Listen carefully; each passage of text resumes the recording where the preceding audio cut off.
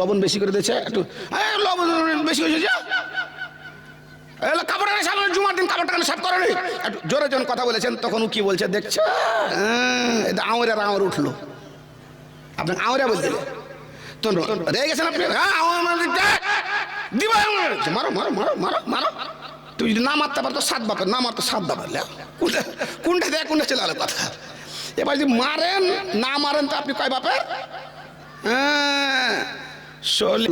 লবণ বেশি করে দিয়েছে একটু, লবণ বেশি হয়েছে যে কাপড়টা সামনে জুমার দিন কাপড়টা সাফ করেনি, একটু জোরে যখন কথা বলেছেন তখন ও কি বলছে দেখছো, আঙুরের আঙুর উঠলো, আপনাকে আঙুরে বলতে তো রেগে গেছেন আপনি, মারো মারো মারো মারো মারো, তুই যদি না মারতে পারতো সাত বাপের, না মারতো সাত বাপের, কোনটা দেয় কোনটা চলে আলো কথা। এবার যদি মারেন না মারেন তো আপনি কয় বাপের। শলি খুইলে ওরে সুবহানাল্লাহ কইছে মাওলানা মারাটা কি জায়েজ? আল্লাহ পাকে নবীর কাছে এসেছেন, নবীর কাছে এসে বলছেন হুজুর গো আমরা মেয়ে ছেলে আমাদেরকে আমাদের স্বামীরা মারছে প্রহার করছে, হুজুর তাদেরকে ডেকে আপনি নিষেধ করে দেন। আল্লাহ পাকে নবী সমস্ত মানুষকে ডাকলেন, সবাই বসলেন, বসার পরে বলছেন ওগো এমা আল্লাহ আল্লাহর লন্ডি আল্লাহর বান্দি, এদের হক রয়েছে, এদের সম্পূর্ণ তোমাদের মতো হক রয়েছে, কিছু কিছু জায়গাতে কম বেশি রয়েছে। বন্ধু তোমাদের স্ত্রীকে মারিও না, খ্রিস্টান মারা চাকর মারা করে গোলাম মারা করে মারিও না, মারিও না মারিও না। মার বন্ধ করে দিলেন, সাহাবায়ে কেরাম বাড়ি চলে গেলেন। কিছুদিন পর সাহাবাগণ একের পর এক এসে অভিযোগ জানাচ্ছেন হুজুর গো আমাদের স্ত্রীকে মারতে বলেছেন, আপনি ভেবেছিলেন আমাদের পরিবেশ শান্ত থাকবে না, হুজুর না অশান্ত হয়ে গেছে, অশান্তির বিতাপ আগুন দাও দাও করে জ্বলছে, কারণ জানেন না আমরা মারবো না আপনি যে আমাদেরকে বলে দিয়েছেন বলে ওরা ভয় ওদের মন থেকে চলে গেছে বলে ওরা আমাদের সঙ্গে বাহাদুরি করছে, মুখ দারাজ করছে, আমাদের সঙ্গে লড়ালড়ি করছে, অনেক কিছু করছে, হুজুর আপনি বিচার করে দেন। আল্লাহ পাক নিবেদন করছে যে হালকা মারো। আল্লাহ রাব্বুল আলামিন আসমান থেকে আয়াত অবতীর্ণ করে দিলেন অজরিবহুন্না জারমান গায়রা মুবাররি, তুই বিছানা থেকে আলাদা করে দাও। বিছানা থেকে আলাদা করে দিতে গেলে দ্বিতীয় নম্বর ধারা সহ্য করতে পারবে না, তখন কম্প্রোমাইজে আসবে, তোমার সঙ্গে বাড়াবাড়ি করেছিল আর বাড়াবাড়ি করতে পারবে না, আমি আল্লাহ ধারা দিলাম এই পদ্ধতি তুমি অবলম্বন করবে তোমার স্ত্রীর সঙ্গে গন্ডগোল হওয়ার সময়। তারপরে হলো না, তুমি বিছানা আলাদা করে দিলে ও মানলো না, কারণ জিদ্দি মানুষ টেঁড়া হাড্ডি তৈরি বলে হাড্ডি সোজা হলো না। আল্লাহ রাব্বুল আলামিন বলছেন পৃথিবীর মানুষকে আমি বিভিন্ন মাটি থেকে সৃষ্টি করেছি, আমি দোআঁশ মাটি, বেলে মাটি, আটা এঁটেল মাটি, বিভিন্ন রকমের মাটি দিয়ে সৃষ্টি করেছি, যার গায়ে যেরকম মাটি পড়েছে ওই মাটির অনুপাতে পৃথিবীতে জীবনযাত্রা করে। আল্লাহ রাব্বুল আলামিন বলেন মিনহা খালাকনাকুম ওয়া ফিহা নুঈদুকুম ওয়া মিনহা নুখরিজুকুম তারাতান উখরা। ওয়াজরিবহুন্না জারবান গায়রা মুবাররিন। তখন দ্বিতীয় নম্বর ধারা হচ্ছে ওকে হালকা ভাবে মারো, আদবের মার মারো, খ্রিস্টানের মতো মারিও না। জি বাপ আমার, ভাই আমার, আল্লাহ পাক রব্বুল আলামিন বলছেন এই ধারা যদি কাজে না লাগে তখন তুমি সমাজ বসিয়ে দাও, তোমার তার বাবাকে ডাকো, তোমার বাবাকে ডাকো, ডাকার পরে মিউচালে বসে যাও।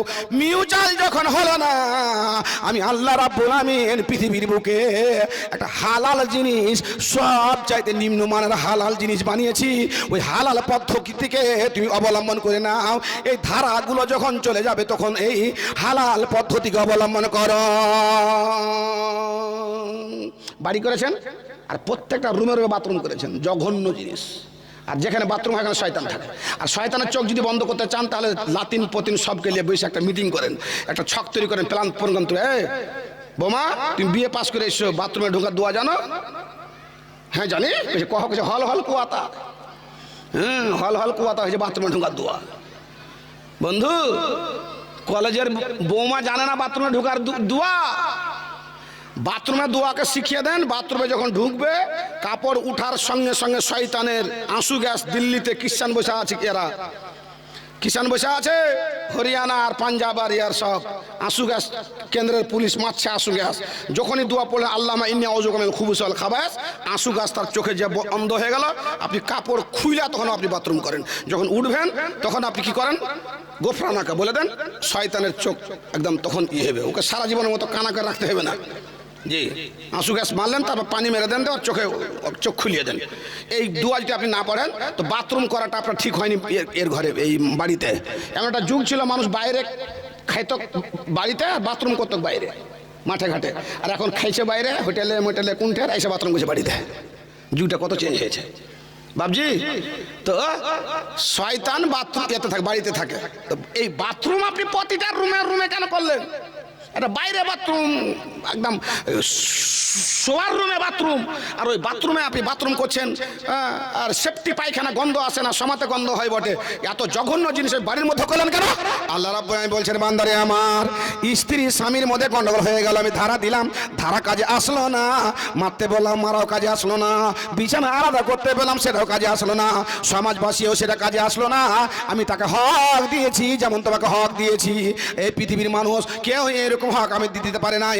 আল্লাহ রাব্বুল আলামিন এই নবী মুহাম্মাদের শরীয়তে যে হক দিয়েছেন, ও বান্দা, যেমন তুমি তালাক দিতে পারবে তোমার স্ত্রীকে, ওইরকমই তোমার স্ত্রী তোমাকে যদি ভালো না বাসে, তোমার কাছে ঘুমাতে না পারে, তোমার মুখের দুর্গন্ধ হয়, তোমার মাঝে অশান্তি যদি হয়, তাহলে যেমন তোমাকে হক দিয়েছি তালাক দিয়ে দেওয়ার, ওইরকম আমি আমার বান্দিকে হক দিয়েছি রেজাত করে রুজু করে নেওয়ার, খোলা তালাক নিয়ে নেওয়ার। তালাক দিতে পারবে পুরুষ মানুষ স্ত্রীকে। অশান্তি মিটছে না, বাবা চাইছে না, মা চাইছে না, স্ত্রীও চাইছে না, বড় বড় খারাপ কাজে ফেসে যাচ্ছে, যে নাই ফেসে যাচ্ছে, নত ইয়ে করে বেড়াচ্ছে। যদি এরকম ঘটনা ঘটে যায় তাহলে তুমি তাকে তালাক দিয়ে দাও। সবচেয়ে নিম্ন মানে হালাল জিনিসের নাম হচ্ছে তালাক, সেটা প্রয়োগ করো। পক্ষান্তরে তুমি অন্যায়ের পর অন্যায়, অত্যাচারের পর অত্যাচার করে যাচ্ছ। এরকম অবস্থাতে আমি আল্লাহ রাব্বুল আলামিন এই আমার বান্দিকে হক দান করেছি। হকের নাম হলো কি? তোমার কাছ থেকে খোলা তালাক নিয়ে নিবে। যা তুমি তাকে দিয়েছো গয়নাগাঠি ভালো মন্দ, তোমাকে ফিরিয়ে দিবে। দেওয়ার পরে নিজে থেকে খোলা তালাক নিয়ে বাপের বাড়ি চলে গিয়ে অন্যত্র সে বিবাহ শাদী করতে পারবে। এইরকম হক আমি আল্লাহ রাব্বুল আলামিন দান করেছি। হিন্দা মিন্দা উৎপা আল্লাহ নবী কাছে চলে এসেছেন, হুজুর কি আমার স্বামী আবু সুফিয়ান, আবু সুফিয়ান ফরাক্কাতে যেছে, এনটিপিসিতে যেছে, চা খাইছে, ই খাইছে, উ খাইছে, ওর কাপড়ের অভাব নাই, ওর খরচের অভাব নাই। আর আমার ছেলে মেয়ের উপরে খরচ করে না, টাকা ভালো করে খরচ করে না। বিচার করে দেন। আল্লাহ পাক নিয়ে বলছেন, না না, যেই রকম স্বামী খাবে সেই রকম স্ত্রীকে খাওয়াবে, পড়বে সেরকম পড়াবে। ওগো হিন্দা বিন্দা উতবা, আবু সুফিয়ান তোমার সঙ্গে যে অন্যায় অত্যাচার করেছে, তুমি বাড়ির মধ্যে টাকা রেখে যায়, বাড়ির মধ্যে ধান আছে, চাল আছে, গম আছে, ভুট্টা আছে, ওইগুলোকে তুমি বিক্রি করে দাও। তোমার স্বামীর অনগোচরে তুমি বিক্রি করে দিয়ে তোমার ছেলে মেয়ের খরচা বের করে না। জি, পৃথিবীর চেঁচামেচি করেছে মেয়ে ছেলেকে হক দিতে গিয়ে। হক কি দিয়েছে? জাঙ্গিয়া পরার হক দিয়েছে। হক কি দিয়েছে? না তো লেগিং পরার হক দিয়েছে। হক কি দিয়েছে? মিছিল পারার মানি না, মানবো না দিয়েছে। সংসদে বসার হক দিয়েছে। কিন্তু হক ওইটা হক নয়। শরীয়তে সামগ্রিক হক অংশ থেকে নিয়ে আল্লাহ পাকের নবী, দয়ার নবী বলছেন, তোমার বেটা আছে, তোমার বেটা কোলে করে তুমি একটা চুমা দিয়েছো, তোমার বেটি আছে আর একটা চুমার গালে দাও। জি, হক কাকে বলা হয়? সামগ্রিক শরীয়তের দৃষ্টিভঙ্গিতে সামগ্রিক হক আছে, এই মাকে দান করেছে। আল্লাহ পাকের নবীর কাছে শেকাত হয়ে গেল, হুজুর গো আপনার সাহাবীরা বদরের প্রান্তরে, উহুদের প্রান্তরে যুদ্ধের ময়দানে যায়, তাবলিগে চলে যায়, বিভিন্ন নেকির কাজে চলে যায়, তারা নেকি অর্জন করে, জিহাদের নেকি কিয়ামতের কোটে আল্লাহ রাব্বুল আমিন তাকে যখন দিবেন, প্রদান করবেন, তখন ওই বান্দা বলবে, আল্লাহ আবার পৃথিবীতে ফিরিয়ে দাও, আবার ফিরিয়ে দাও, 100 বার করে পৃথিবীতে ফিরিয়ে দাও, আমি শহীদ হয়ে আসি। হুজুর গো আমরা মেয়ে ছেলে বাড়িতে বসে থাকি, আমরা নেকির এই হকগুলো আমরা কমে গেল, জিহাদের ময়দানে গিয়ে তারা নেকি অর্জন করে নিল, আমরা যেতে পারি না, এত বড় নেকি থেকে আমরা বঞ্চিত হয়ে গেলাম। আল্লাহ পাক নবী বলছেন, না না না, ইসলাম হচ্ছে পূর্ণাঙ্গ জীবন ব্যবস্থা, এরও ব্যবস্থা ইসলাম তোমাকে দিয়েছে। সব মেয়ে ছেলে যুদ্ধের ময়দানে যায়নি, অনেক মেয়ে ছেলে গেছে যুদ্ধের ময়দানে। ওই যে যারা জখম হয়ে গেছে তাদেরকে ওষুধ করেছে, পট্টি বেঁধেছে, পানি মশক করে নিয়ে গিয়ে পান করালছে, কিন্তু সব তো যেতে পারেনি। আল্লাহ পাকে নবী বলছেন, ওরে আমার মা, ওরে আমার খালা, সে কাজ করে দিয়েছো, কমপ্লেন করে দিয়েছো, ভালো কথা। জিহাদের ময়দানে গিয়ে যুদ্ধ করতে হয়, রক্ত প্রবাহিত হয়, হাত কাটা হয়, গলা কাটা পড়ে, তুমিও বাড়িতে বসে বসে জিহাদ করে থাকো। মারে তোমার সংসার মেনটেন করতে গিয়ে দৌড়ঝুঁপ করতে হয়। একটা লোক যদি শামসি যায়, এতে যায়, ফারাক্কাতে যায় হেঁটে, আর আসে আবার বাড়িতে, দিনে একবার গেছে। আপনি লক্ষ্য করেন নাই? আমার মা গোটা কাজে ক্ষুদ্রা কামে মুদ্রা ফাটে। এই গরুকে জল দিল, রান্নাঘর নকনি নিয়ে আসলো, জল নিয়ে আসলো, এখান থেকে পায় তারা রান্নাঘর, ফের রান্নাঘর, ফের রান্নাঘর, এই করে করে করে করে করে সারাদিন ধরে মা আমার যে চলাফেরা করে, চোখ করে দেখবেন আপনি যতটা দিনে হেঁটেছেন তার চাইতে মা আমার ডাবল হাঁটাহাঁটি করেছে। মা তুমিও জিহাদের সামানে কি পাবে? জিহাদের ময়দানে যারা দাওয়া পট্টি করেছে তাদের মতো তুমি নাকি পাবে? তুমি জানো না জিহাদের ময়দানে গিয়ে কাউকে হত্যা করতে হয়, কেউ হত্যা হয়ে যায় বলে শহীদের নাকি পাওয়া হয়। মা গো, তুই বাচ্চা প্রসব করেছ, একখানা, দুইখানা, তিনখানা রক্ত প্রবাহিত হয়েছে, এক নয়, দুই নয়, 5 থেকে 9 লিটার রক্তক্ষরণ হয়, 1-2 করে করে 1000 বার উহা তুমি বলে থাকো। মানুষ যখন মৃত্যুবরণ করে তখন যতটা কষ্ট পায় অতটা কষ্ট আমার বাচ্চা প্রসাব করতে বসে হয়। আপনি এসে বলছে, হুজুর আমার মার আড্ডায় তো হক্কা, মার হক্কা দেখে কি করেছিস?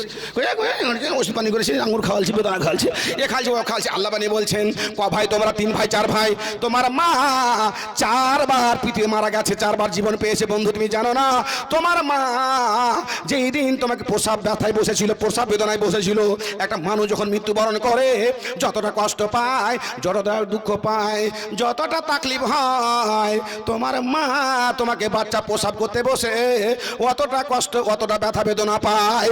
তোমরা 4 ভাই 5 বোন, তোমার মা 5 বার মারা গেছে, 5 বার জীবন ফিরিয়ে পেয়েছে। মা রে, তুই জয়বার তুমি করেছো কি?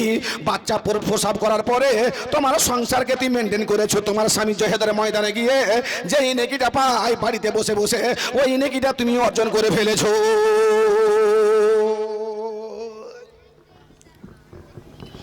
আল্লাহ বলছেন মৃত্যুবরণ যখন করছেন তার ওসিয়ত করে গেছেন, কত গুরুত্বপূর্ণ জিনিস আর কত গুরুত্বপূর্ণ মাল। যার সংসার স্ত্রীর সাথে সম্পর্ক ভালো নেই, তার সংসারটা ম্যাচ করল জাহান্নাম, ওকে কোনো কিছু ভালো লাগবে না।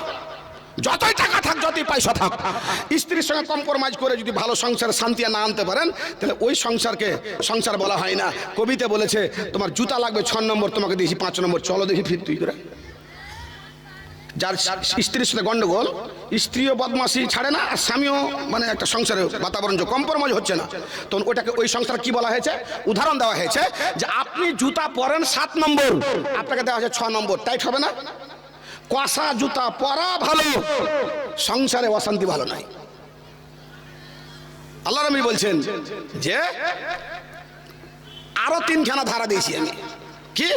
আল্লাহ নবী যখন মৃত্যুবরণ করছেন, মৃত্যু সজ্জায় শুয়ে আছেন, ইয়া রাফিকাল আলা, ইয়া রাফিকাল আলা, ডান দিকে পানির পেয়ালা, মা আয়েশাকে বলছেন, আয়েশা পানির পেয়ালাতে হাতটা ডুবিয়ে দাও। পানির পেয়ালা হাত দিয়ে মুখে দিচ্ছেন আর বলি, ইয়া রাফিকাল আলা সাকরাতুল মউত গামরাতুল মউত, আল্লাহ গো এত মতের ব্যথা, এত মতের বেদনা, এত মতের জ্বালা যন্ত্রণা রব্বুল আলামিন আমি সহ্য করতে পারছি না। আয়েশা বলছেন, স্বামী জান কত কষ্ট পাচ্ছেন, আমাকে বুঝিয়ে দেন। আয়েশাকে বলছেন, আল্লাহ পাক নবী, আয়েশা রে তোমাকে আমি আমার দুঃখ, আমার কষ্ট, আমার ব্যথা, আমার বেদনা, মৃত্যুর আমার জ্বালা যন্ত্রণা বুঝিয়ে দিব আমার কাছে, নবী মুহাম্মাদের কাছে ওই রকম আর ভাষা খুঁজে পাওয়া যায় না।